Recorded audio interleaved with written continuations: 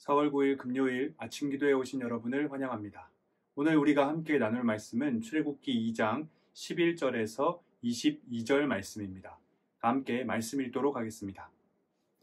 모세가 장성한 후에 한 번은 자기 형제들에게 나가서 그들이 고되게 노동하는 것을 보더니 어떤 애굽 사람이 한 히브리 사람 곧 자기 형제를 치는 것을 본지라. 좌우를 살펴 사람이 없음을 보고 그 애굽 사람을 쳐 죽여 모래 속에 감추니라. 이튿날 다시 나가니 두 히브리 사람이 서로 싸우는지라. 그 잘못한 사람에게 이르되 내가 어찌하여 동포를 치느냐 하매 그가 이르되 누가 너를 우리를 다스리는 자와 재판관으로 삼았느냐. 내가 애굽 사람을 죽인 것처럼 나도 죽이려느냐. 모세가 두려워하여 이르되 일이 탈로 되었도다. 바로가 이 일을 듣고 모세를 죽이고자 하여 찾는지라. 모세가 바로의 낯을 피하여 미디안 땅에 머물며 하루는 우물 곁에 앉았더라. 미디안 제사장에게 7달이 있었더니 그들이 와서 물을 길어 구유에 채우고 그들의 아버지의 양떼에게 먹이려 하는데 목자들이 와서 그들을 쫓는지라. 모세가 일어나 그들을 도와 그 양떼에게 먹이니라.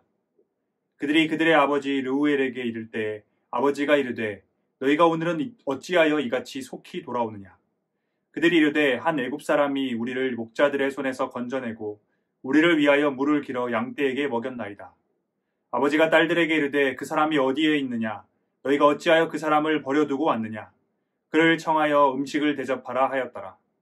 모세가 그와 동거하기를 기뻐하매 그가 그의 딸 십보라를 모세에게 주었더니 그가 아들을 낳음에 모세가 그의 이름을 게르솜이라 하여 이르되 내가 타국에서 나그네가 되었음이라 하였더라. 아멘. 오늘 본문은 물에서 건짐받은 모세가 장성한 후의 이야기를 기록하고 있습니다. 오늘 모세는 자신의 형제들이 고되게 노동하는 것을 보게 됩니다. 그리고 한 애굽 사람이 고된 노동을 하는 한 히브리인을 치는 것을 발견하고는 그를 쳐 죽이고 모래 속에 숨깁니다. 이튿날 모세는 다시 밖으로 나가 히브리인들을 살펴봅니다. 그러던 중 이번에는 두 히브리 사람이 서로 싸우는 것을 목격하는데 모세는 그들을 중재하려 합니다. 내가 어찌하여 동포를 치느냐. 그러자 이 히브리인들은 모세를 향해 다음과 같이 말합니다. 누가 너를 우리를 다스리는 자와 재판관으로 삼았느냐. 내가 애굽 사람을 죽인 것처럼 나도 죽이려느냐. 이 말을 들은 모세는 자신이 애굽 사람을 죽인 것이 탈로 났다는 것을 알고 두려워합니다. 그리고 그 예상대로 바로가 그 일을 듣고 모세를 죽이려 합니다. 자신을 죽이려 하는 바로를 피해 모세는 미디안 땅 광야로 도망갑니다. 모세가 물에서 건짐받은 사건 이후 바로 이어서 기록된 모세의 이야기는 40세가 되어 애굽에서 쫓겨나듯 도망치는 모세를 기록하고 있습니다.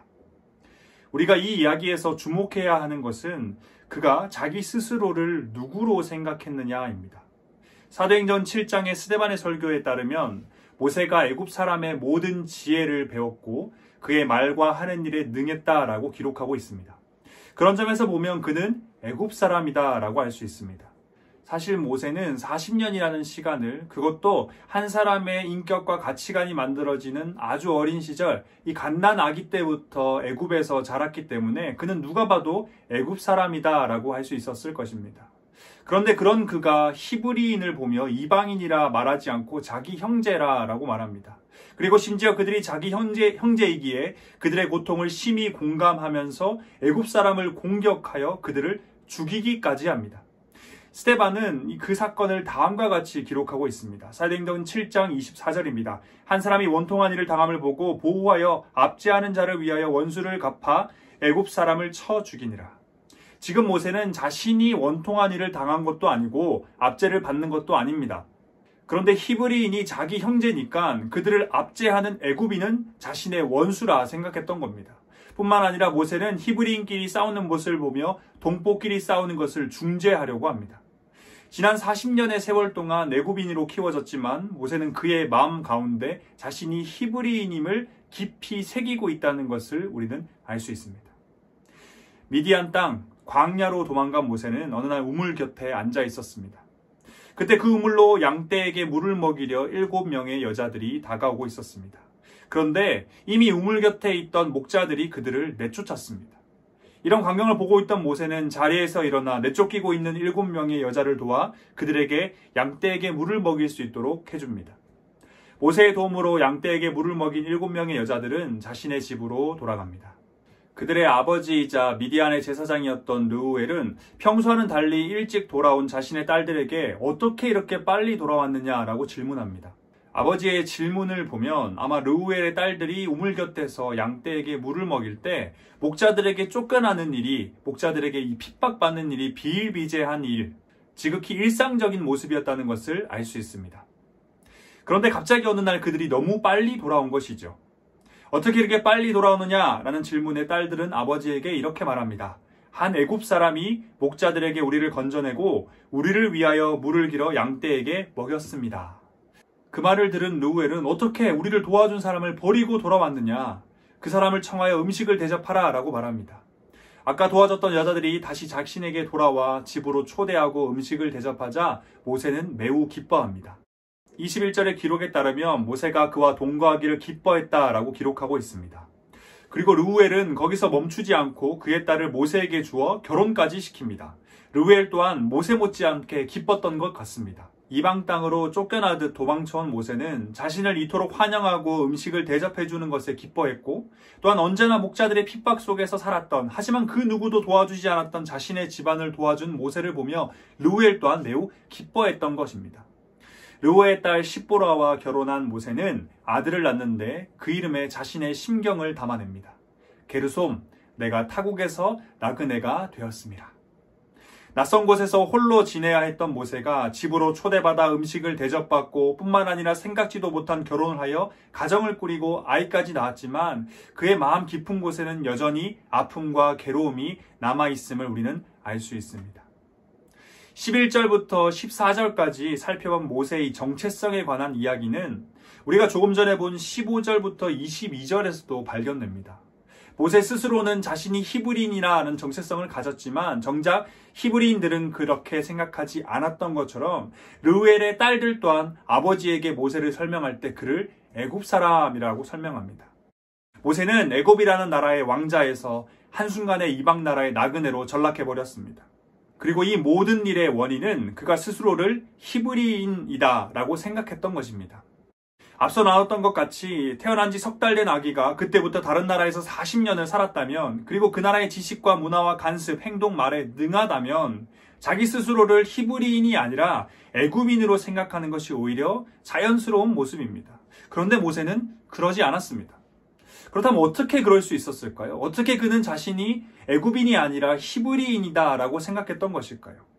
모세가 스스로를 히브리인이라 생각하고 뿐만 아니라 다른 히브리인들의 삶을 들여다보며 그들의 아픔을 깊이 공감할 수 있었던 것은 하나님께서 모세의 마음을 주장하셨기 때문입니다. 사도행전 7장 25절입니다. 그는 그의 형제들이 하나님께서 자신의 손을 통하여 구원해 주시는 것을 깨달으리라고 생각하였으나 그들이 깨닫지 못하였더라. 하나님께서 자기의 손을 통하여 구원해 주시는 것, 이 부분에 우리는 주목해야 합니다. 모세의 행동은 단순히 같은 혈통, 같은 민족이니까 일어난 것이 아니었습니다. 그것은 하나님의 섭리, 오늘 본문 뒤에 등장하는 하나님께서 아브라함과 이삭과 야곱에게 세우셨던 그 언약의 성취 속에 포함된 것입니다. 그리고 모세도 그것을 어느 정도 알고 있었던 것 같습니다. 하나님의 뜻을 따라 그분의 계획에 따라 모세는 비록 자신이 평생 애굽 왕자로 살아왔지만 나는 애굽인이 아니라 하나님의 백성 히브리인이라는 것을 깨달았던 것입니다. 그런데 여기서 큰 문제가 생겨납니다. 하나님의 뜻, 자신의 손을 통해 히브리인을 구원하시라는 그 뜻을 실행했는데 전혀 다른 방향으로 일이 진행되는 것입니다. 히브리인을 대신해 원수인 애굽 사람을 죽였는데 오히려 히브리 사람들은 그를 비난합니다.